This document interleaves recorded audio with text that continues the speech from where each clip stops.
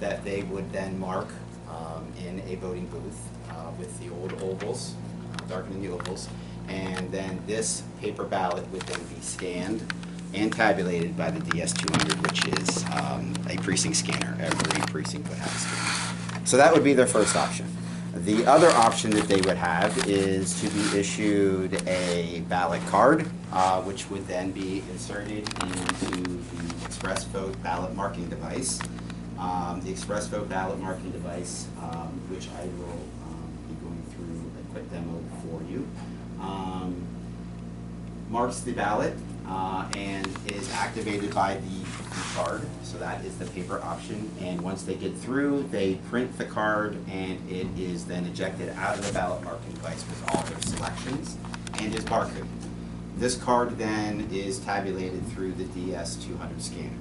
The scanner receives all ballots. So no matter how they choose, either pre-printed full-page ballot or the card, it goes through the DS200 scanner to be counted and tabulated and then stored. So, yes. Physically, where are these devices going to be in the polling places? Where? When someone goes to vote, it says Yep. the express vote. Mm-hmm. That'll be in the booth. Yeah, so, yes, so there's different ways these are going to be displayed in a precinct. So what I did is for accessibility purposes, we bought voting booths that are ADA compliant and are at the right height for anybody that is in a wheelchair. Every express vote is ADA certified and can be used by anybody that has a visual impairment. They have devices and we also have headphones so that they can be plugged in.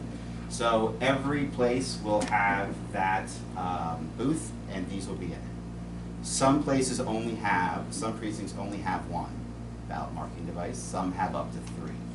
So the places that have 3, they will just be propped right up like this is on a table with a shield that will go over top of it for privacy purposes, and they'll be displayed very similar to the screens how we displayed the iVotronic voting machines, where there'll be a place where there's privacy for the voter. And so the way that the precincts are going to be set up, and we're talking about this in the next training session that I have in October with all the poll workers, is I am telling them that it all depends on if they have separate entrances and exits at their polling location. If they have the same entrance and exit, then we are training them to set their precinct up in a clockwise formation. So basically your check-in stays the same, then they will have an individual that's in charge of ballots, kind of exactly what I just showed you, with what we call a voter ready card. A voter ready card allows the person that issues ballots to know that they have checked in and that they have passed check-in, basically they're legitimate registered voter, then they can issue them a ballot. Then by what we call clockwise, meaning that we would set up the rooms so that to the left would be the voting booths.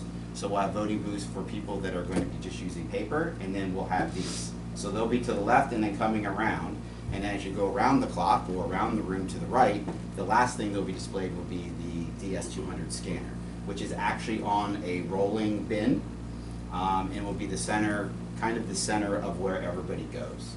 Now if they have a separate exit, they can have that close to that exit, but if they're coming around, then it kind of has to be as they come around and back out. And so what we're training the judge is they have to have a person that's in charge of ballots, and they have to have a person that's in charge of the scanner, because they have to make sure that every ballot that is issued gets scanned, and that somebody doesn't leave or let something in here because they think this has done something. That's what their job's going to be, and then make sure that everything gets scanned correctly.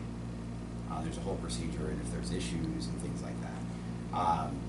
And then they also will have a poll worker that'll kind of be like a rover, roving around in a way that will make sure if anyone has any issues with this, they'll be able to assist them as far as if they're not sure how to insert it, things like that, because the voter drives everything. They insert the ballots into the ballot marking devices, they insert the ballots into the scanners.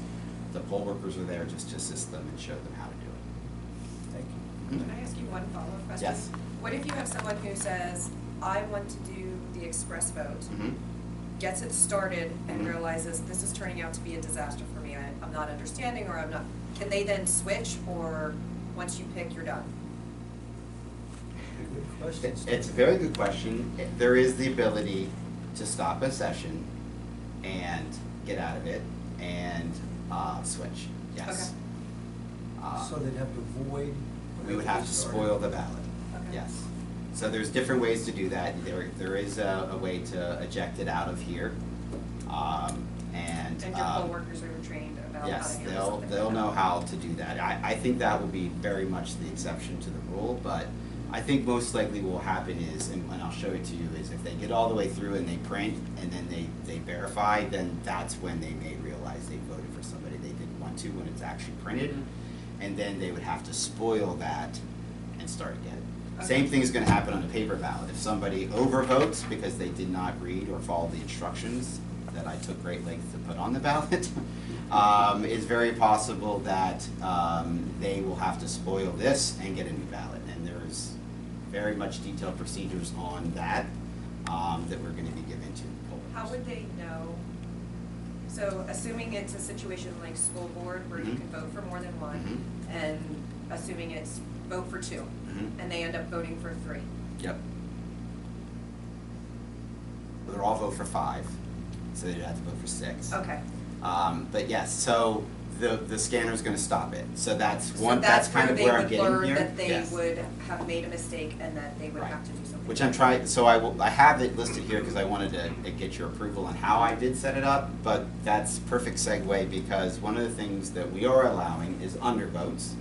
So the scanner will not stop an undervote for the very specific purpose of, I there's only some want cases. one person Right, as a or person. there is even cases where there's nobody running, and in a lot of cases, let's say like tax collector, that has to be on the ballot by law, but in some of those precincts, or districts, I should say, they may not use the tax collector in the sense that there used to be a job for the tax collector. They may use the county to collect their taxes. So really, there is no job for tax collector anymore, so no one's running for it. Gotcha.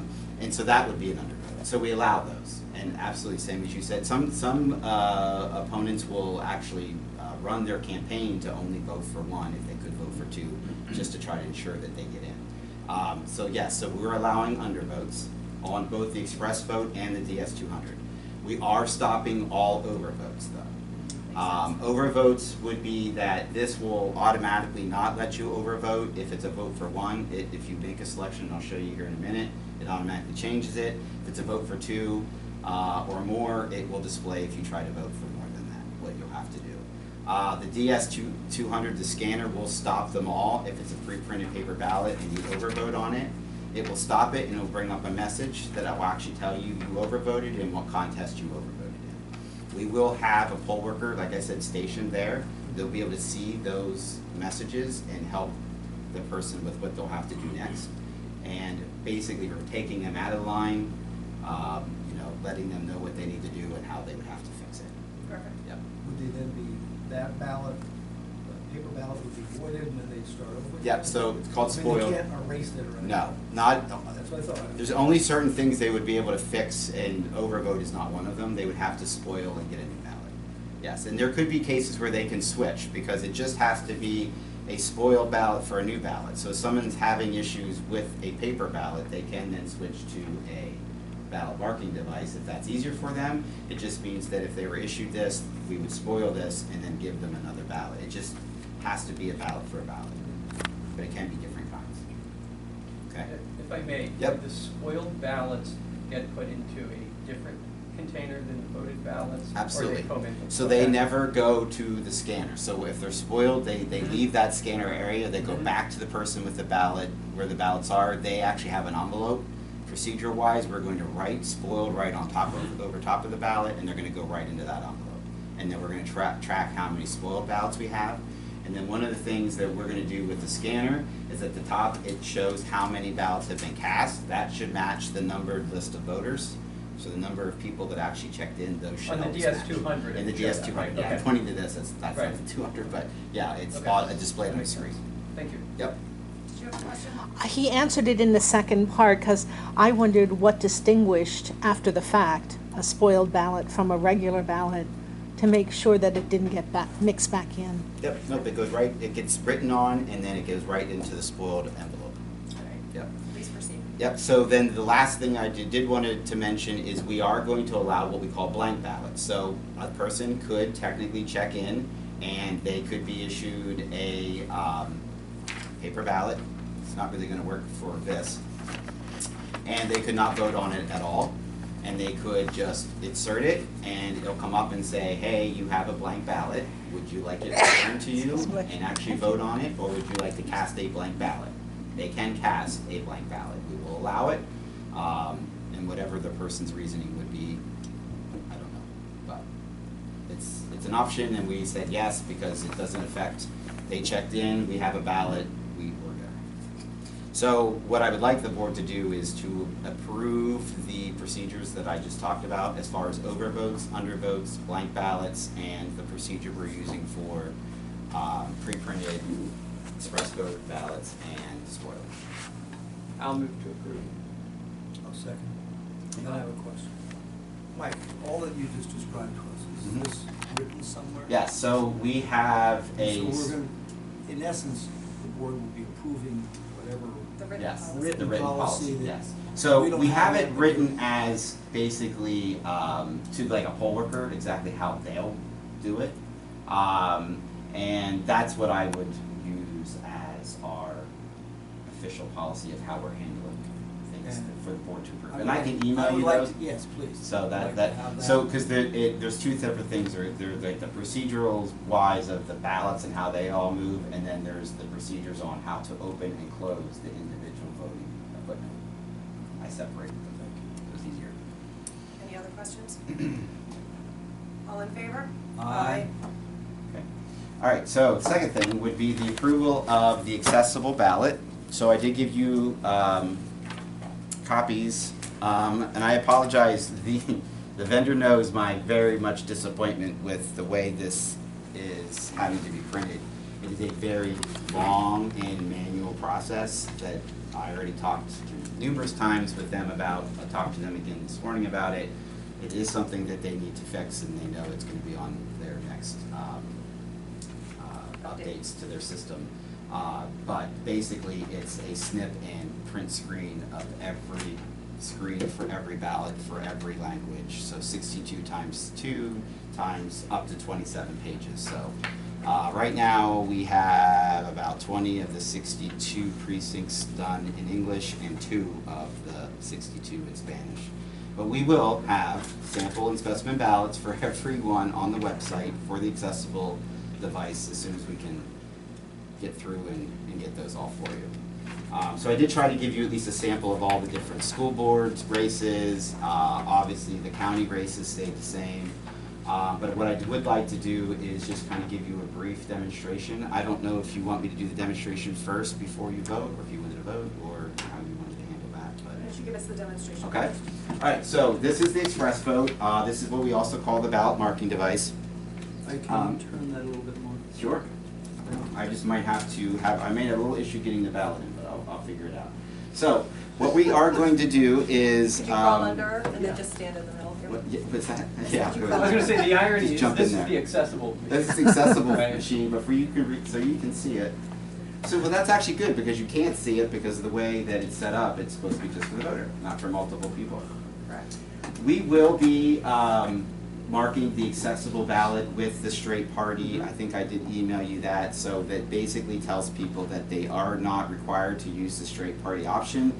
I start marking them, and I picked this one, and of course this one's not marked yet, but there's going to be a note here at the top in English and Spanish that lets them know that straight party is an option, but they can skip it, and then and how they skip it by hitting the next button, and I'll show you that here in a minute. But once they check in, the is activated by the card.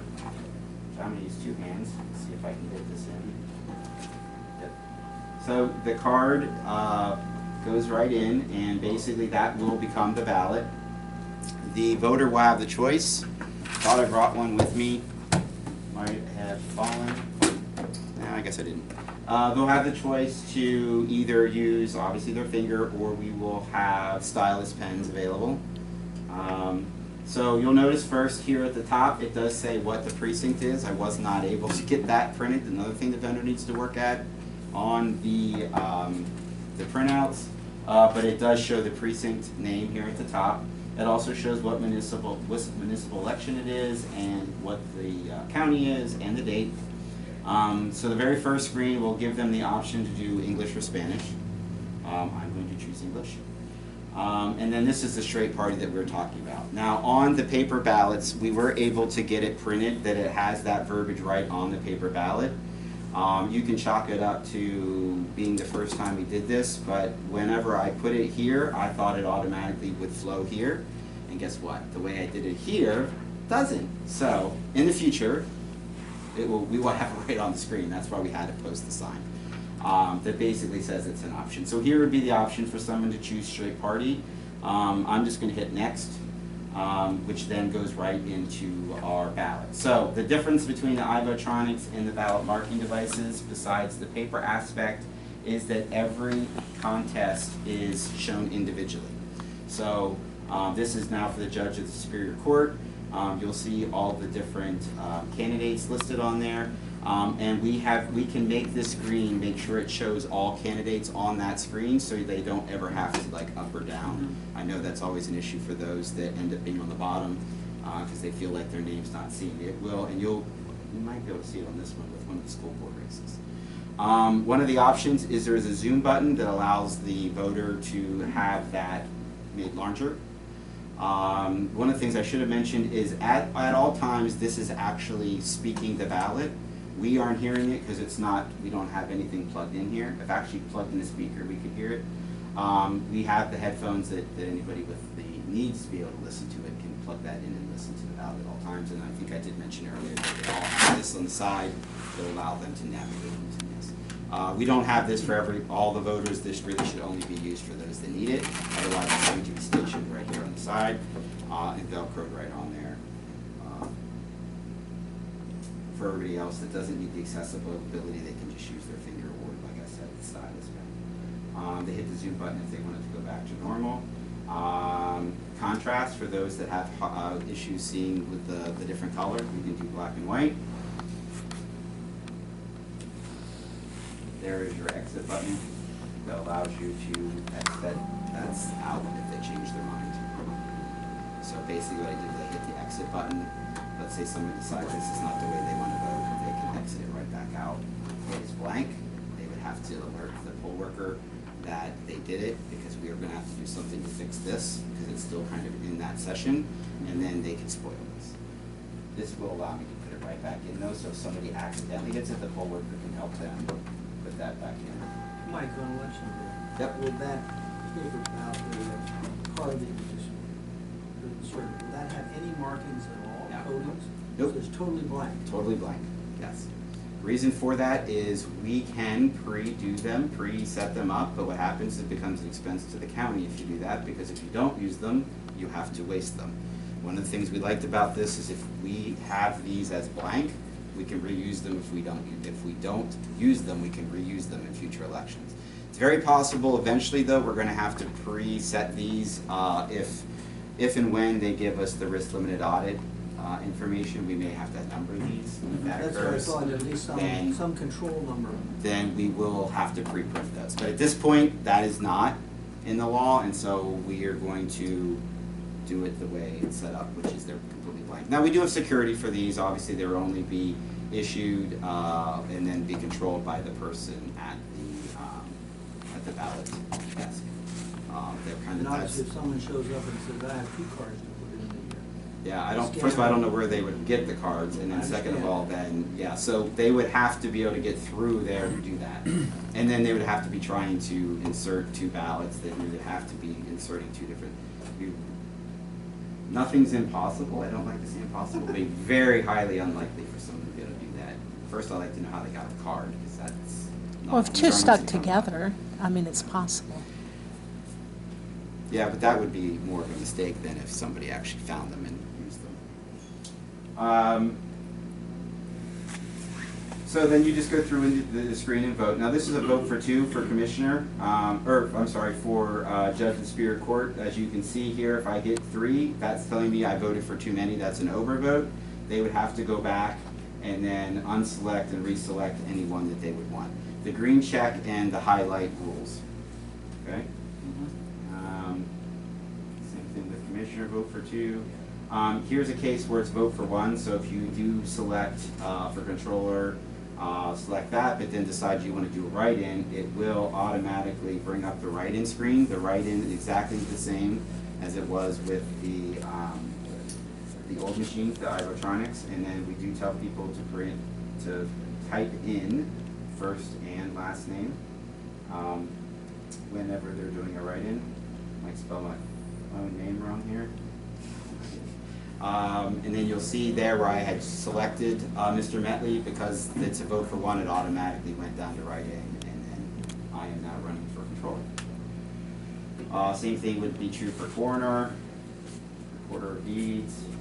If there's anything you want to see, let me know. I'm just trying not to select any just because I don't want anybody to get upset that I didn't pick their name. Here you can see with the school board how it went to 2 columns, so that displays everything. If somebody in school board is a Democrat and a Republican, it will show Dem/Republican. So it will have the ability for people to know that they're running both, because in the school board they can crossfire. If they do straight party, it does pick them if they do straight party Democrat or Republican, if they have cross-filed and they won in both in the primary. And then obviously the number of write-in spots needed if for those vote fors. Just going through. We do have a constitutional amendment question, so at the precinct there will be the plain English version and the Spanish version of the plain English version of what this means, which is a page and a half long. So you can take that for what it is, but it is a yes or no. So the plain English and the plain Spanish version Yes. is actually longer Oh, than absolutely. what is on the ballot? Yes, it's a page Okay. and a half. Yep, Okay. and they will be displayed at the precinct as we always have with these. And one of the things that we always encourage voters to know, if they do vote straight party, that does not affect the ballot questions. So this is a little bit nicer just because it comes up for them to see that they need to vote for it, but it's something we are going to remind our poll workers on the paper ballot that it is two-sided, and that if they do straight party, which is down here, that they do need to flip it and they need to vote for the questions, because we not only have the constitutional amendment question, we have 6 retention questions. So there is 4 for the state level, and then there are 2 on the common pleas level. Just like the old system, we do have a verification page where we'll come up and let them know that who or what they voted for. They can always go in and make any changes. The exclamation point means that I have undervoted. Like I said, that will allow me to undervote. The check mark means I actually voted fully in that contest. At any point, they could go in there and they could make, they could make some changes to that if they so choose. And then you can see the check mark. And then they just go through. There's probably 5 verification pages of all the different offices. So they can double check and make sure on the screen that's who they wanted to vote for. When they get to the end, it becomes where they would print the card. They hit print card, that will then generate the ballot that they have selected through the machine. That now is printing all their selections and the barcode, so it can be read by the scanner. We made the print a little bit, the voter pulls that out. So once it comes out, the voter pulls that out, and then it prints. So the top is our information with the scan choices, the scannable choices, and then it is the printed version of everything that they selected. So in this instance, for your example, you only voted for one, but obviously there's more than one, so it would show all of the elections. Yes, no and matter that there what. was either no selection or which selection. Correct, and the barcode would just be longer if there was more selections made, because every barcode represents whatever the selection was. Okay. So for no selection, it's just an undervote, so it's probably just reading that in the barcode undervote, but if I made more selections, the barcode could be right down here. That's why the print is small for these, because I wanted to get it all fit on one card. And this is like one of the biggest ballots we have, especially with 6 retention questions and the constitutional amendment. Is it possible that it would have to be printed on both sides, or will it all fit? No, we on can one? make it all fit. We just would squeeze it. Got it. Yeah. The typeset gets smaller as the Yes. information gets longer. Yes. Okay. Yes. Yes, and we did it in English and in Spanish. So if they do it obviously in Spanish here, then the card reads English and Spanish. The only problem we had was with the retention questions. Those are only in English, and that was because of spacing issues of how I originally did it. I think in my email to you, I told you that one of the things I learned is you can't do them separately. You have to do the paper and the accessible at the same time. Well, anyway, to finish this point with this would go in the scanner, and then this would be counted just like a paper ballot would through the top part of the scanner. So the voter, the voter takes it out of the machine. Yes. Physically walks over and delivers it to the scanner. Yes. And feeds it into the scanner. Correct. Okay. Yep, and that's how they would vote. So this takes a little bit more time than probably with the paper ballot, but the voters do have the choice. The only thing that we are letting the voter know is that we didn't buy these one for one. So we only have about 95 of these going out, 94 of these going out in service on election day, where we had 250 IVOs in service before. So less machines, but we also have the paper option now. And we are going to have cards out at the polling locations for anybody to give us their feedback. The cards just tell them where to go, what website to go, or they can always email me or our office any feedback about their experience.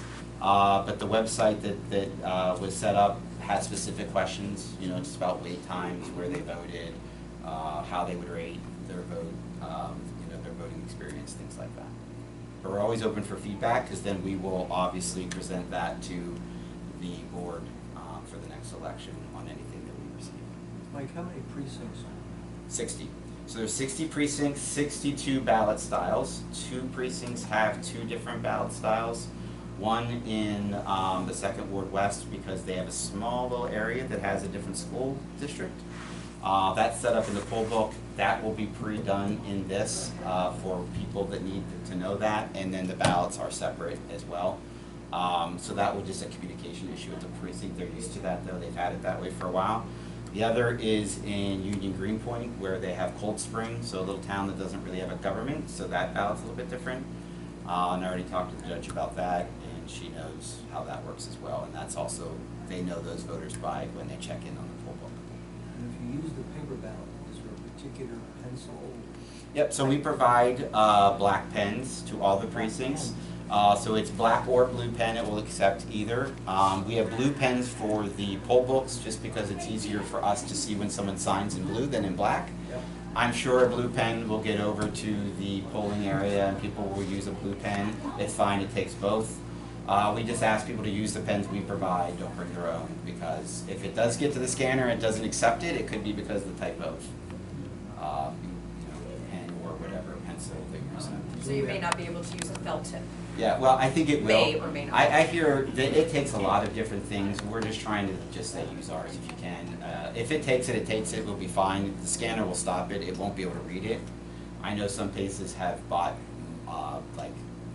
permanent markers, and they're doing it with markers that actually even bleed through to the other side. That doesn't matter though for barcodes. It just makes it a really ugly ballot. Right. I didn't opt for that way, but I could, they just wanted to have something that was different, I guess, so. But the scanner, if it can't read it, it's gonna come up with a message, and there'll be a poll worker there that'll be able to help them with that. That is all I have, unless you have any questions. Questions? I don't know, did you make the official vote on the accessible ballot samples for approval? We did not. Okay, so I formally request that you accept my presentation and accept the accessible ballots as printed. Do we have a motion? So moved. And I'll second. Any questions? All in favor? Aye. Aye. Motion carries.